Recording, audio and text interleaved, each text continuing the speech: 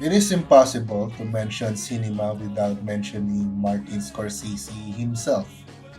Heavily influenced by Italian neorealism, this Hollywood director, along with the likes of Coppola and Spielberg, paved the way of using a distinct style and interest in his films.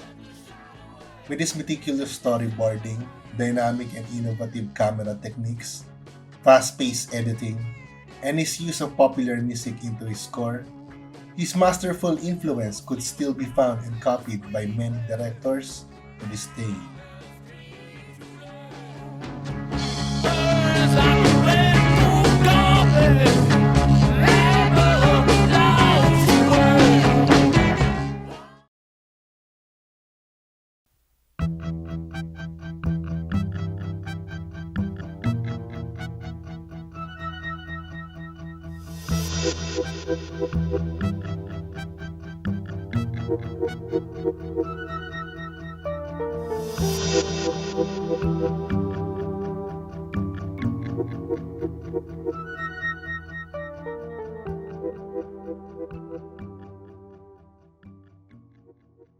After the poor performance of the King of Comedy in the box office, he saw After Hours as a chance to return to where he started as a filmmaker, making independent small budget films that he could creatively reinvent himself. With the idea of reinvention on his sleeve, this Kafka's tale of morbid curiosity on a man seeking ways to get home from an unending nightmare of surprises proved that Scorsese could still make a good film without relying on his usual style of crime grittiness. Though it may not rank alongside with his other masterpieces, this is still considered a cult classic to fans of the director and one that awarded him Best Director at the Cannes Film Festival.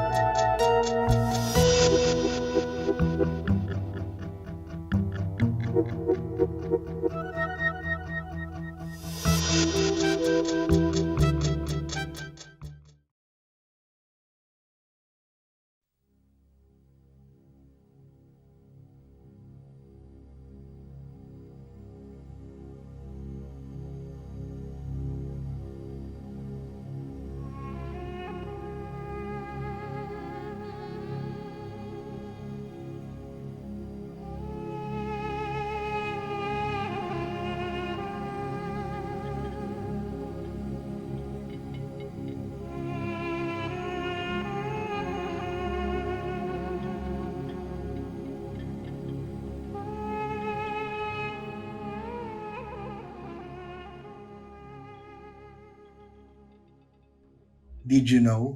Martin Scorsese initially planned for priesthood way before he became a filmmaker. He was a devout Catholic who attended Mass every Sunday and was transfixed with the faith and Jesus story. But the path of God wasn't for him as he pursued filmmaking after he was expelled in the seminary. All was not nothing in his admiration of faith because his religiousness is found all over his films, along with his belief centered stories like Silence and Kundun. And The Last Temptation of Christ is no exception, which tackled Jesus of Nazareth as both human and divine, something that was done with respect and passion despite its controversy. A long-time passion project of his. He has been trying to make this film ever since the release of Taxi Driver, but it encountered numerous delays as it went to development hell as he planned to release it after The King of Comedy. It eventually was greenlit due to the success of After Hours and The Color of Money. That studios earned his trust to make his passion project about Jesus. A notable aspect of the film is its writing, teaming up again with taxi driver Paul Schrader. They delve into the philosophical aspects of faith, and the intriguing what if scenario of Jesus gave a sense of depth that deeply impacted the world of religious cinema. This film stands the test of time as it provided a respectful approach to Jesus and his teachings, a thought provoking package with the usual Scorsese cinematic flair.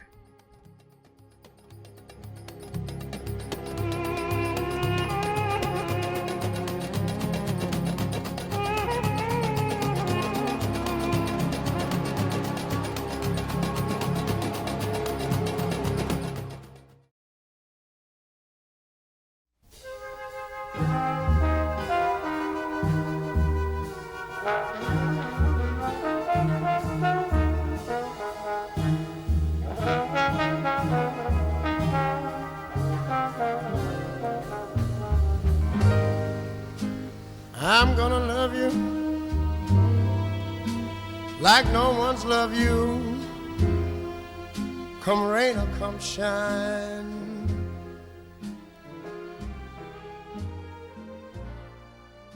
High as a mountain. Considered to be one of Scorsese's underrated films, though it was received well by critics, it was a flop on its release because of its messy tone and payoff-less story. But this is the director in his risk-taking boldness, making a social satire about the delusions of a young man, painstakingly trying to break through in the entertainment industry is not something you expect from Scorsese. It has its own charm to it, a weird and uncomfortable charm that audiences couldn't understand on its release. But watching it now, we can see the clear inspiration to other films like The Joker, where it isn't even a least bit subtle on where its influence came from. Scorsese fans can still see the hallmarks of the director from its gritty city realism to its graphic violence. This anti-comedy film is Scorsese at his most mature, grappling with the idea of fame and one's rise to it is something that many people could relate to this day. Unhappy together, and wouldn't it be fine?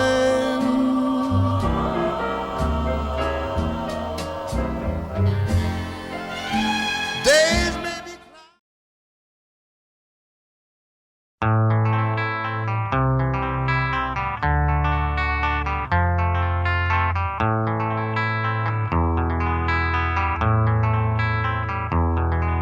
There is a house in New Orleans. They call the Based on a book called Casino, Love and Honor in Las Vegas by Nicolas Pileggi, who also co-wrote the film about the mafia-run casinos in 70s Vegas, isn't as successful as its Goodfellas counterpart. But nevertheless, this is still a great film and one that stands triumphantly on its own. Robert De Niro stars again in this film, which will be his last appearance in his Scorsese film before his comeback in Irishman.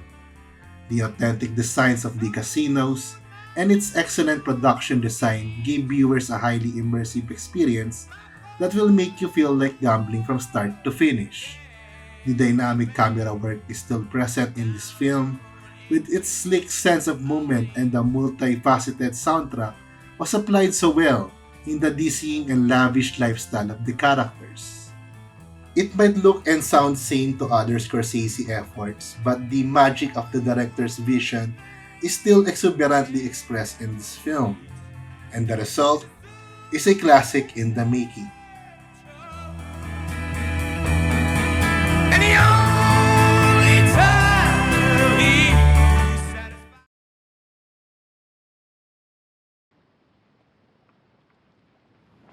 The story of their courage gives hope to those of us priests who remain here in secret. We will not abandon our hidden Christians who live in fear. We only grow stronger in His love.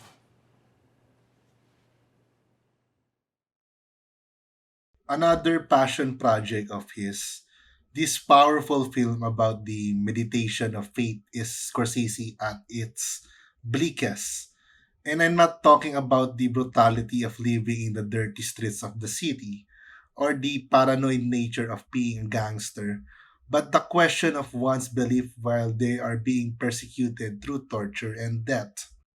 Considered as his third part in his trilogy about the struggle of faith in religion, this solemn contemplative epic set in Edo period Japan took audiences for an emotional beating. The story follows two Jesuit missionaries on the way to the land of the rising sun to find and recover a fellow missionary who has renounced his faith because of the threat of the Japanese shogunate.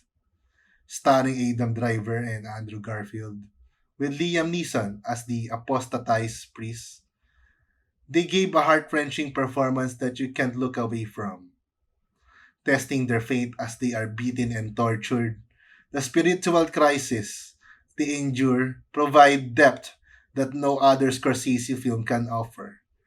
Not a commercial hit when it was released, but the stunning cinematography and amazing direction gave us a masterful work about the nature of religious belief. Help me.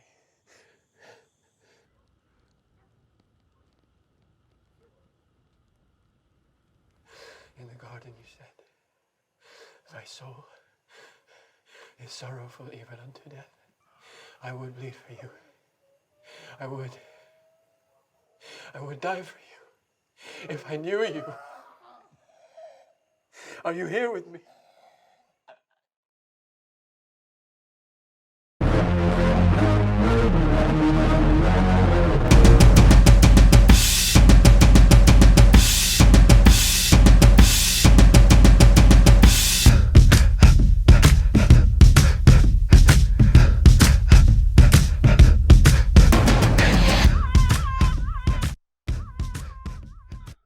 Just like the name, this wild and high energy film might feel overwhelming at times.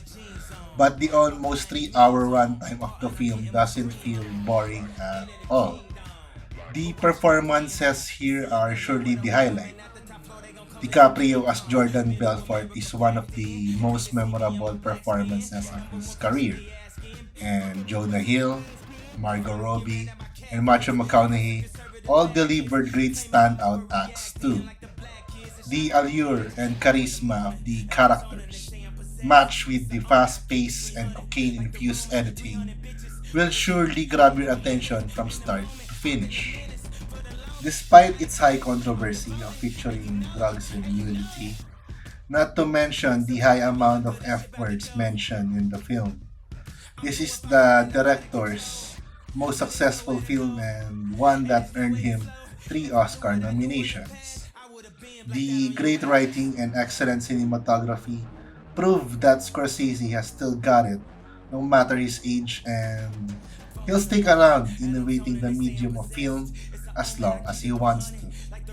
300 bitches with the Trojans, baby, we living in the moment. I've been a menace for the longest, but I ain't finished. I'm devoted, and you know it, and you know it. Stop all that coon shit.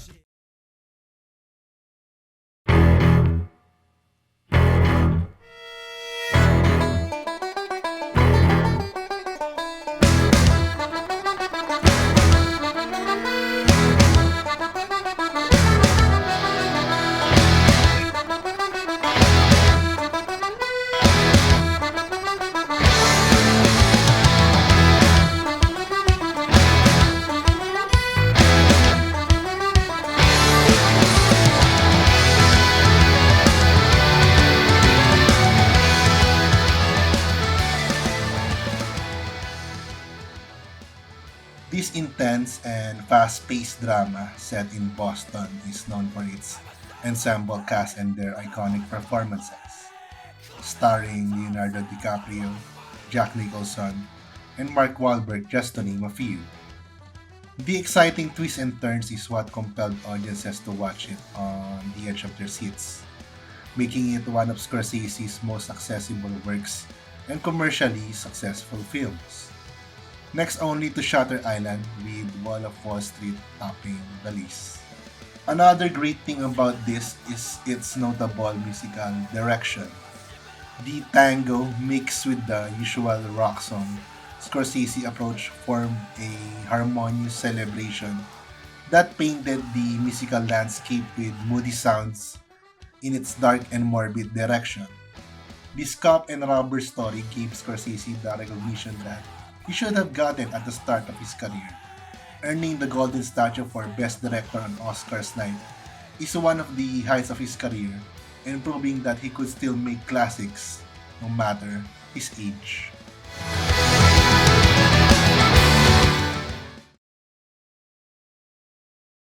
Will you take part in my life, my love? That is my dream. Life is but a dream. It's what you make it. Always try to give. This story about the life of gangsters is always put toe to toe with contemporaries such as The Godfather. But this Scorsese entry is no other like it. Known as the start of his late entry visual style where he uses fast-paced camera work with French New Wave techniques like jump cuts, freeze frames, etc. This widely influential film is celebrated for its Scorsese-ness because of its use of the classic narrative that tells the rise and fall of a gangster chasing the American dream. That also explores the themes of masculinity, grief, and family. It is also considered to be a work of masterpiece of the director, that many label as one of the best crime dramas that people laid eyes on the silver screen. With all my heart, adore you and all your charm.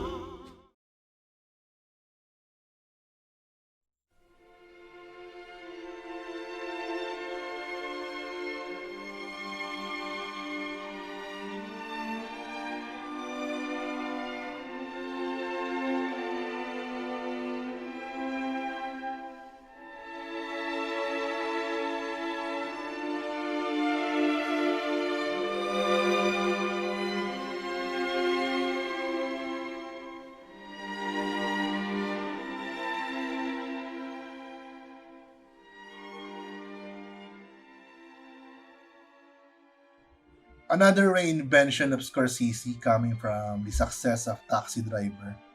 This black and white boxing flick about a relentless boxer's desperate rise to reach the top is one of the director's most critically acclaimed films. Robert De Niro plays another flawed character in this film as a boxer named Jake LaMotta, in which he gives out one of his best performances in his career. Considered to be one of his passion projects, this is Scorsese perfecting his craft with its wild editing style, exceptional cinematography, and sound design that made a lasting impact on the industry after its release.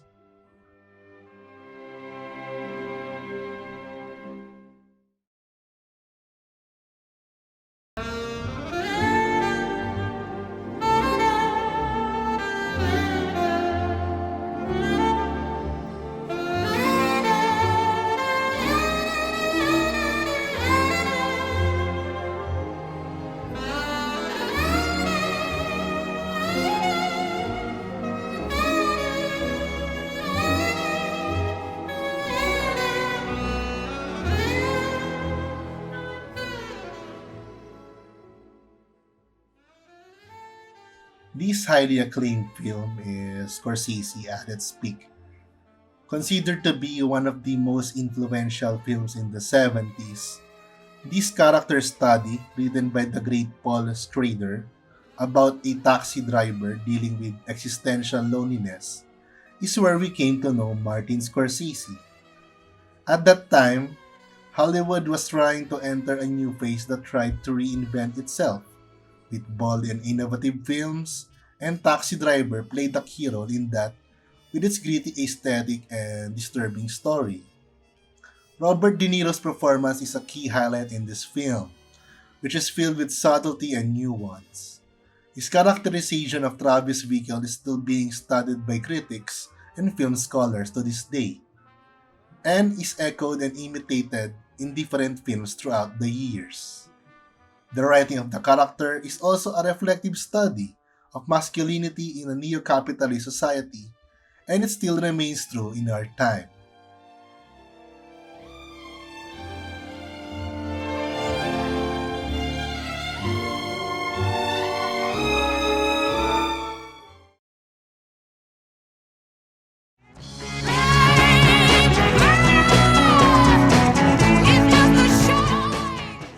So, did your favorite Scorsese film made it to the list? If you have violent reactions, comments, suggestions on whatever, please drop it down in the comment section, okay?